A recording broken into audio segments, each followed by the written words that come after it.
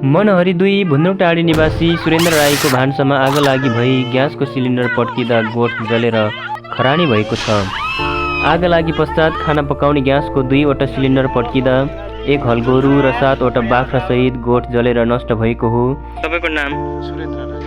सुरेन्द्र राई हो। घरमा कतिजना परिवार हुनुहुन्छ? हामी 4 जना। 4 जना।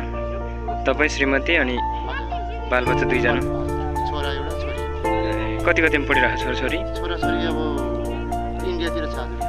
घरमा कोही हुनुहुन्न? कोही हुनुहुन्न, बुढाबुढी मात्र। आज यो तपाईको घरमा यस्तो यो घटना घटेछ, त्यो ग्यास सिलिन्डर पड्क्यो, तपाईहरु घरमा हुनुहुन्थ्यो कि हुनुहुन्थेन? थिएन।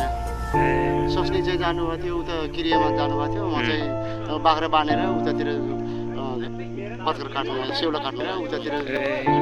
तपाईको यो कोठमै थियो यो किचन? कोठमा किचन थियो, त्यो आगो पनि फुकेको थिएन हामीले है। बिहानबाट मालामीको अर्काको उसमा मालामीबाट आएपछि फेरि बुढी उता किरियामा गयो, म गोठमा गयो। यहाँ आउँदाखेरि चाहिँ बिजुलीबाट त्यस्तो कि बिजुली सर्ट भएर आगो लाग्यो कि के भयो खासमा? खास चाहिँ त्यही हो। अनि यहाँ के छ, गोठ सबै ध्वस्त भयो। सुरेन्द्र राईको परिवार बिचल्ली भएको छ।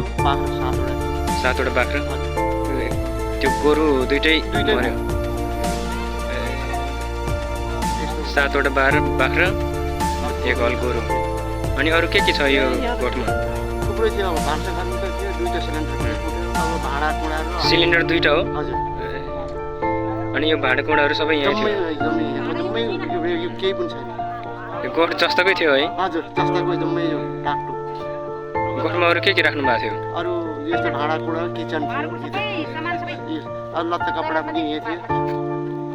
भनेपछि यो ठुलो नसोचेको क्षति भयो। यो हो राप्ती खबर www.raptikhबर.com।